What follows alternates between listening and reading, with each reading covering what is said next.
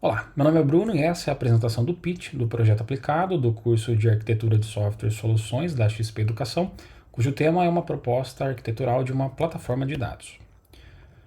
Esse é o sumário da apresentação do projeto. E falando um pouco sobre mim, eu sou graduado em Gestão da Tecnologia da Informação, tenho uma pós-graduação na área de Ciência de Dados e Big Data, já trabalhei como desenvolvedor full stack, também como tech lead, e atualmente trabalho na função de arquiteto de aplicações. Bom, o desafio do meu projeto se baseia em um cenário fictício onde existe uma empresa global no ramo de consultoria de TI. É uma empresa de grande porte com mais de 50 anos de existência, que possui um grande departamento de TI que atende especificamente outros departamentos de negócio da própria empresa. Essa empresa, com uma longa jornada de existência, chegou em um ponto onde existem vários sistemas legados espalhados por toda a companhia e cada um com uma tecnologia diferente, ocasionando inúmeras bases de dados espalhadas também. Por exemplo, dados de folha de pagamento em um banco, dados de qualificações, como graduações, certificados, em outro banco de dados, dados de departamento do funcionário, como hierarquia, função, unidade de negócio, em outro banco, dados pessoais, como endereço, telefone, gênero, raça, em outro. Então, por conta disso, há muita queixa do departamento de TI, arquitetos, desenvolvedores, cientistas de dados, pelos seguintes motivos. Morosidade em obter acesso a esses dados, visto que cada sistema possui seu próprio processo de análise e aprovação de acesso, dificuldade de integração, porque cada sistema implementa a sua própria tecnologia, e, consequentemente, toda essa complexidade acaba sendo, na maioria das vezes, a causa raiz de atrasos na entrega de soluções e aplicações internas. Pois bem, como solução para esse problema, eu projetei uma proposta arquitetural de uma plataforma central de dados dos funcionários em nuvem, ou seja, um data lake exclusivamente para uso interno da empresa. Como uma referência adaptada, eu utilizei o C4 Model como técnica de modelagem de arquitetura de software, chegando até o nível 3, que seria exatamente esse diagrama do slide. Ele mostra em um alto nível quais seriam os componentes e como eles se comunicam.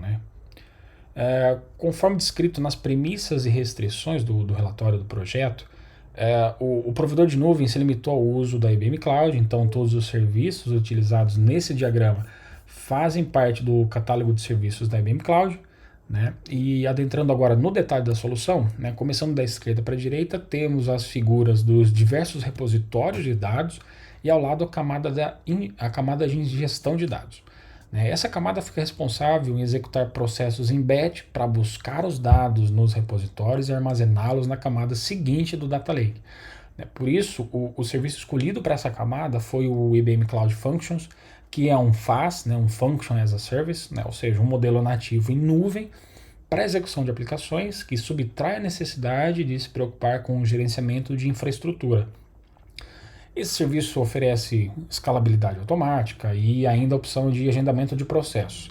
Processos que seriam funções ETL, de Extract, Transform e Load, podendo ainda serem escritas em qualquer linguagem de programação, como JavaScript, Java, Python, PHP, etc. Uma vez que o processo termina, a comunicação com a camada de armazenamento, ou seja, a forma com que os dados seriam enviados, é através de requisições HTTP REST. E falando agora da camada de armazenamento, como o próprio nome diz, é a camada onde os dados serão guardados no Data Lake. E para essa camada eu utilizei 4 tipos de serviços que visam atender todos os tipos de dados. Ou seja, se o dado é estruturado, ele vai ser armazenado em um banco de dados relacional, SQL. Nesse caso, é uma instância do IBM DB2. Se o dado é semi-estruturado, ele vai ser armazenado em um banco de dados não relacional, NoSQL. Então, uma instância do IBM Cloud, que é um banco de dados orientado a documentos. E se o dado é não estruturado, ele vai ser armazenado em uma instância do IBM Object Storage. Por fim, eu adicionei também nessa camada uma instância do Redis, que é um banco de dados em memória, que poderia ser utilizado para cache temporário de dados, dados consumidos com mais frequência, por exemplo, aumentando significativamente a performance para a leitura desses dados. Indo para a última camada, a camada de consumo de dados, é por ela que uma pessoa ou uma aplicação iria consumir os dados. Para essa camada foi escolhido o serviço Code Engine, que se trata de uma plataforma de deployment de aplicações, né, de alta escalabilidade, que ela é baseada em Kubernetes, né, ou seja, então nessa camada iria residir a aplicação back-end, né, a aplicação back-end RESTful, que disponibilizaria as APIs para consumo de dados, né. Adicionalmente, poderiam ser criadas também views SQL, né, para consulta direta no banco de dados relacional. E embora no diagrama, né, a figura SQL view se encontra logicamente na camada de consumo de dados, fisicamente essas views residem na camada de armazenamento. Como parte adicional da solução, eu criei também um fluxo de um processo, né, para obtenção de acesso aos dados, né, tentando balancear a questão de não criar um processo muito engessado, mas também, ao mesmo tempo, nem tão flexível demais, que poderia ocasionar em um vazamento de dados, por exemplo, né. Imagine que um cientista de dados queira obter acesso ao gênero de cada funcionário da empresa, né. Hoje em dia, né, a maioria das empresas se preocupa com inclusão, então nada mais justo que alguém do departamento de RH fique responsável por analisar esse tipo de solicitação e conceder ou não, né, o acesso a esse tipo de informação sensível e pessoal, né, de cada funcionário. Por fim, né, eu propus também um protótipo de uma página web. A ideia é que essa página possa ser um guia, né, ou seja, uma landing page que fornece todas as informações necessárias para utilizar o Data Lake, né, como obtenção de acesso, entendimento do modelo de dados, guia de conexão, entre outros. Não tinha como não falar que o principal diferencial da proposta arquitetural é uma solução de nuvem nativa, que consequentemente traz na bagagem vários benefícios, como lançamentos mais ágeis, principalmente se falamos da abordagem DevOps, né? O outro benefício é a questão da facilidade de gerenciamento, já que todos os serviços da proposta são serverless, né? Posso dizer também que o custo é reduzido pelo fato de que esses serviços cloud são pay-per-use, né? E por último, não menos importante, que é a escalabilidade, que se adapta na medida da necessidade do negócio.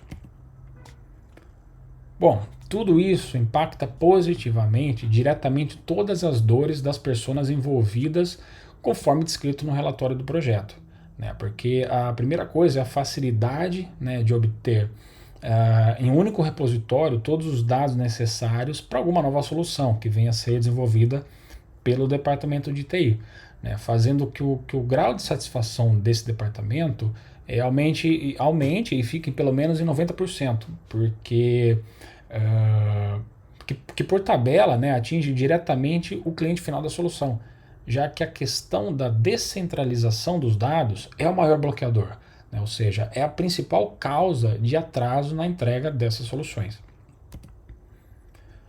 Então, para finalizar, os próximos passos em ordem cronológica seriam: primeiro, como o escopo do projeto ficou limitado aos níveis 1, 2 e 3 do modelo C4, o próximo passo então seria adentrar o nível 4 do C4 Model, detalhando tecnicamente a nível de código todos os componentes e interfaces descritos na solução, né, ou seja, na camada de ingestão de dados, na camada de armazenamento e na camada de consumo de dados, né.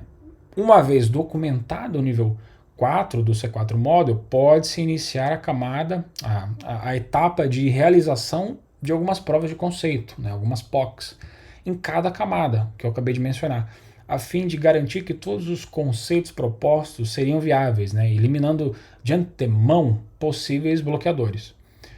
Onde o terceiro passo seria iniciar a etapa de planejamento e desenvolvimento de um produto mínimo viável, né, um MVP, seguindo a metodologia ágil de desenvolvimento, ou seja, com definição de backlog, entregas baseadas em sprint, showcases e retrospectivas. E com isso eu concluo aqui a minha apresentação. Muito obrigado.